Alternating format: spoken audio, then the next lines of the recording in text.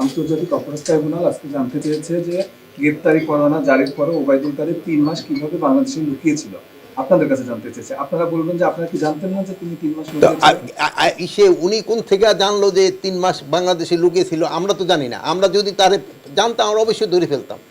যদি এর আগে ওই খবরটা ওনারা আমাদের দিতে পারতো যে উনি ওই জায়গায় লুকিয়ে আছে, আমরা অবশ্যই তারা ধরে ফেলতাম। এখন পরিস্থিতিটা কি, আপনি কি রিপোর্ট পেয়েছেন এবং আপনার অবজারভেশনটা কি, যে সবকিছু ঠিকঠাক মতো চলছে কিনা, অথবা কোথায় কোথায় ঘাটতি আছে, মনোবলের ঝামেলা যেটা ছিল সেই সমস্যাগুলো সমাধান হয়েছে কিনা, আর যারা বিভিন্ন জায়গায় এখনো জয়েন করেননি এবং পালিয়ে আছেন তাদের বিচারের ব্যাপারে কোনো আলোচনা হয়েছে কিনা?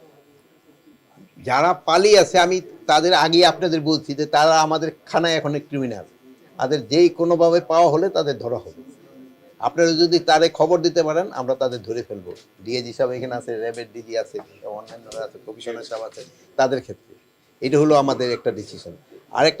আরেকটা প্রশ্ন কি করছিলেন যে স্যার, আইন শৃঙ্খলা পরিস্থিতিটা এখন কেমন, এটা কি আর একটু পুলিশের মনোবলের কথা বলছিলেন আপনি? আরেকটা জিনিসে আগের যে মনোবল ছিল এখন কি মনোবল চেঞ্জ হয়েছে না? আপনার কাছে কি মনে হয়?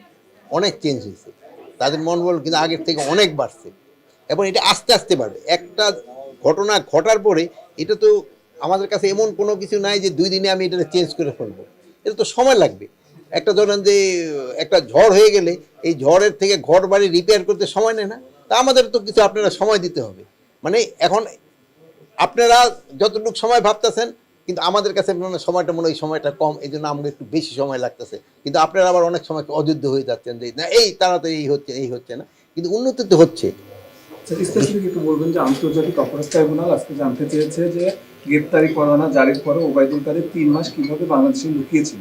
আপনাদের কাছে জানতে চেয়েছে। আপনারা বলবেন যে আপনারা কি জানতেন না যে তিনি ৩ মাস লুকিয়েছিলেন? উনি কোন থেকে জানলো যে 3 মাস বাংলাদেশে লুকিয়েছিল? আমরা তো জানি না। আমরা যদি তারে জানতাম আমরা অবশ্যই ধরে ফেলতাম। যদি এর আগে ওই খবরটা ওনারা আমাদের দিতে পারতো যে উনি ওই জায়গায় লুকিয়ে আছে, আমরা অবশ্যই তারা ধরে ফেলতাম। আপনারা বলেন যে আপনারা একটা খবর দিচ্ছেন তাই ওই জায়গায় লুকিয়ে আছে, আমরা তারা ধরি নাই। বলেন এরকম একটা এক্সাম্পল দেন যে ওই জায়গায়। আর আপনার থেকে তো অন্যের আর বেশি খবর রাখে না। আপনারা অনুসন্ধানী সাংবাদিকতা করেন। আপনারা যেভাবে রিপোর্টটা দিচ্ছেন আমরা কি কোনো ইসে ছাড় দিচ্ছি?